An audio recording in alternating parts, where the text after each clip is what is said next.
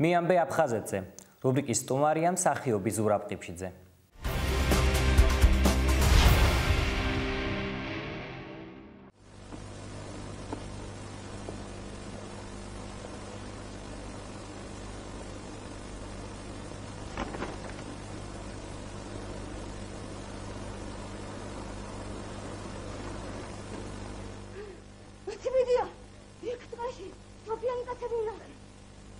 პირველი ფილმი იყო მაცხვიტია.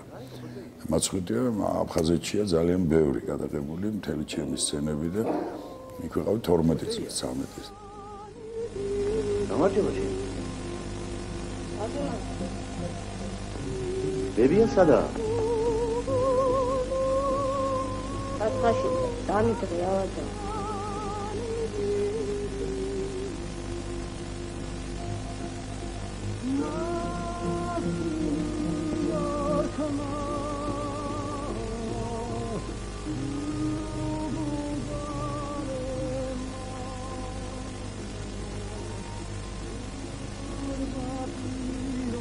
მოხვედი ხო?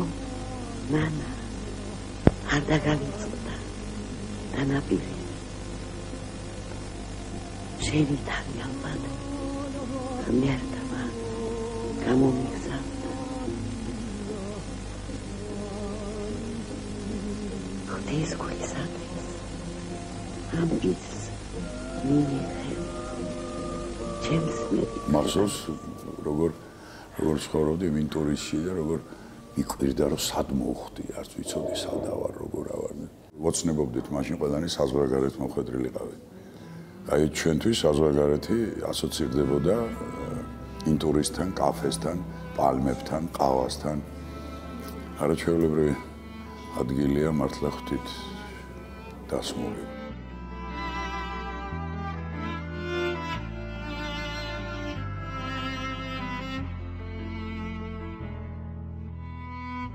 ერთ პერიოდი, როცა გოგი ქავთარაზე მუშაობდა სოხუმის თეატრში, მახსოვს, იმდანაც მიყვარდა ეს ქალაქი, რომ მეთქი, ახალგაზრდა ვიყავი ძალიან, მინდოდა თეატრში გადასვლა მაგასთან. ოცნება მქონდა ეს. აზრი გამიჩნდა ერთხელ. სადღაც წავედი და მეთქი სოხუმში. უამრავი აფხაზი და არა მარტო აფხაზი, მეგობარი მყავს მაგაცი, არც ვიცი, ახლა ბევრნი ალბათ არც არიან ამ ქვეყნად. ნუ რაც თავარია ის თემა, რომელიც რამდენიმე ათეული წელია უსირებს ჩვენს გარშემო აზრებს, იკავებს და გრძნობებს. გვიფორიაქებს ეს რა თქმა უნდა ომია. ეს ომიც რაღაცა ერთხელ შევხვდი მოსკოვში ერთ აფხაზ ბიჭს მიფრინავდა სადაც პოლონეთში და მაინტერესებსო შენთან საუბარიო და რა აზრის ახარო ამ ჩვენ ომზე. ну мы русулат мелопаракებდა. მოთხარი ну нас взяли и подставили. მოთხარი и вас и нас и всех подставили. ჯიგარი ხარ იმის რომ მაგოცა და ზავი. ვიღაცას რაღაცას თავის გეგმები აქვს, უკვე ყველაფერი წინასწარ რო არის მოფიქრებული, ჩაწყობილი, მოწყობილი და ჩვენ ვეწირებით ამას.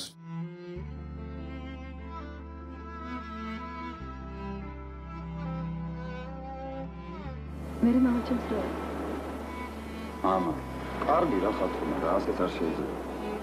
ცოტა ამოასუნთქე მამაშენ. სულ მამა და მამა. პატარა ხომ აღარა. ხო, კარგი თქვა. როცა ყავდა ნუ შეცნობილი რა სურათია, იქ ვიღებდით. არაჩვეულებრივ დროს ვატარებდით ახალგაზრდები მოგეხსენებათ თავისუფლება ქონდა შედარებით და ცხოვრობდით ახლად გახსნილ სახლში კინემატოგრაფისტ და ჟურნალისტთა სახლში. იქ ცხოვრობდით, იქ მუშაობდით, იქ ვისვენებდით, იქ ძალიან გადასარევი დრო მახსოვს. თავის დოდო აბაშიძით და თავის ქალბატონი ლანა ღობერიძის თავოსნობით, რაც არაჩვეულებრივი დრო იყო. ამას მე დავამთავრებ. შენ ნარდი ეთამაშე ძიავატკა. მე ეგეც ვიცი ნარდი რო უნდა ვითამაშო. რაღაცა ის შეზღუდულება რაც იყო საერთოდ იმ დროს ჩვენ ვერ ვგზნობდით, იმიტომ რომ ასე ვთქვათ, ვეფერებოდნენ და ეს კი არა ჟავანაძე ჩამოვიდა მახსოვს დასათვალიერებლად, მარტო გადასარევი დირექტორი ყავდა. ქალბატონი იყო არაჩვეულებრივი და მახსოვს რაღაც ბანკოს თამაშობდით თუ რაღაც და უცბად აბა ბავშვებო იცანით მოვტრიალდით ხედავთ ცოცხალი მჟავამ ვასილ პავლოვიჩი მახსოვს გრძელი თმები ქონდა და სხვა რა იყო ფრანგები ხართ რატო ფრანგები არ ვიცი მაგრამ აი ესეთი ასეთი ბევრი საოცარი მოგონება მაქვს და ადგილია ისეთი ამის ახსნა განმარტება, ვინც ეს არის ის მაინც ვერ გაიგებს და ვინც ის უბრალოდ კარგად გაახსენდება. ძალიან დიდი ტკივილია, დიდი სიყვარულია და ძალიან დიდი იმედებიც არის.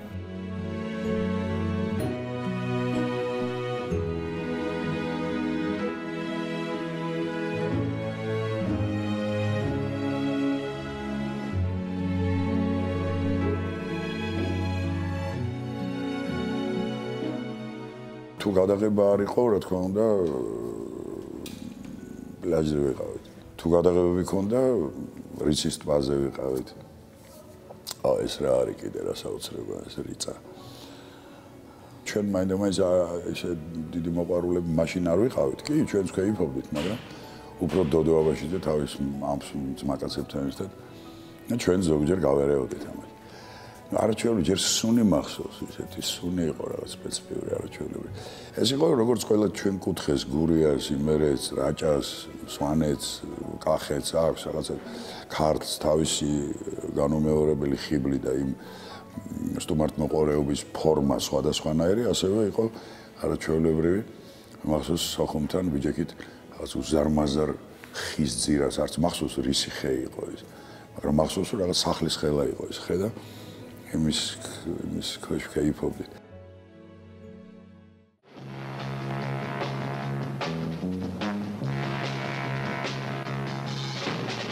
მოიწყო გადაღება, იყო ნამდვილი ველორბოლა და იქ უნდა გადაიღოთ სტარტი. და მე უკვე ნამდვილი სტარტი უნდა მიეცეთ და მე მახსოვს მე და ძიმა გედევანიშვილმა გადავწყვიტეთ გავყოლოდით ამას რიწაზე და რამდენი შემეძლო ვიარე, მე მოვტიკინაღამ და ჩამაგდეს და უყურე ნამდვილ რბოლას. რომ ველორბოლა ტელევიზიით საყურებელი მაინდა-მაინც ესეთ ეფექტური არ არის და სინამდვილეში რომ ნახეთ იქ რა ხდებოდა, როგორ იმტრეოდნენ რა. რანაირი ტემპორიტმი იყო, რანაირი რა ხდებოდა, ეს განუმეორებელი შთაბეჭდილება ეს არასოდეს არ გამოვეწოდა. აი ესეთი რაღაცა არაჩვეულებრივი დრო მახსოვს, არაჩვეულებრივი გარემო მახსოვს, ატმოსფერო მახსოვს რაღაც სხვანაირი. იქაური ხალხი ძალიან კარგი. გასტროლებზე ვიყავით სოხუმში მახსოვს. კინომსახიობთა თეატრი იყო, დონჟუანი, ჩვენი პატარა ქალაქი, საქმე, შუშანიკის წამება ეს მახსოვს. ეს იყო ალბათ 80-იანი წლები. და კიდევ ერთი ჩვენ უკრავდით, ვიყავით ესეთი ჯეჯილი გვერქვა, ანსამბლი იყო. გია ეზგვერაძე, ნუგზარ კვაშალი, მამუკა დუმბაძე და გასტროლებზე დავდიოდით საქართველოს სხვა ქალაქებში. მახსოვს სოხუმში ტევა არ იყო, იმდენი ხალხი იყო და პირველად ვნახე მაშინ ცხენებზე პოლიციელები, მილიციონერები მაშინდელი თუ არსებობდა, არც ვიცოდი. მახსოვს თეატრის წინ მოგვცეს ბანაობის უფლება და გადაკეტეს იქ ყველაფერი და ჩვენ 4 ვითომ ბიტლსები ვიყავით. არაჩვეულებრივი მაყურებელი იყო.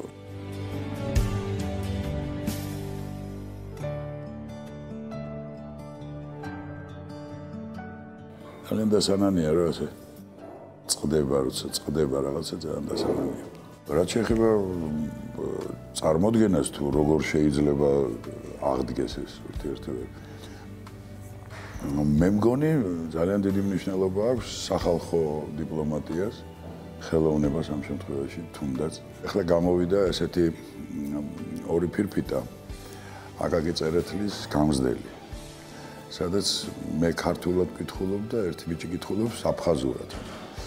მე როგორც ვიცი, იყო იქ პრემიერა და კმაყოფილები დარჩნენ და ძალიან აი ასეთი პატარ-პატარა რაღაცეებისგან შეიძლება შეგროვდეს დიდი გაკეთდეს, დიდი მთა, რომელიც მე თავისუფლებას მოუტანს ყველას და ამ დაძაბულობას მოხსნის. მინდა ჩემ ძმებს და დებს უბრალოდ გავახსენო ის, რომ მიუხედავად აი ესეთი საშინელებების, რაც მოგვივიდა, არაფერი არ შეცვლა და მე ისე მიყვარხართ, მე ისე ენატრებით და ისე მინდა თქვენთან ჩამოსვლა და ისე მინდა რომ თქვენ ჩამოვგზავნეთ ჩვენთან და საერთოდ ამ თემაზე საუბარი რაღაცა უხერხულადაც კი მიმაჩნია. ძალიან მიყვარხართ ყველანი.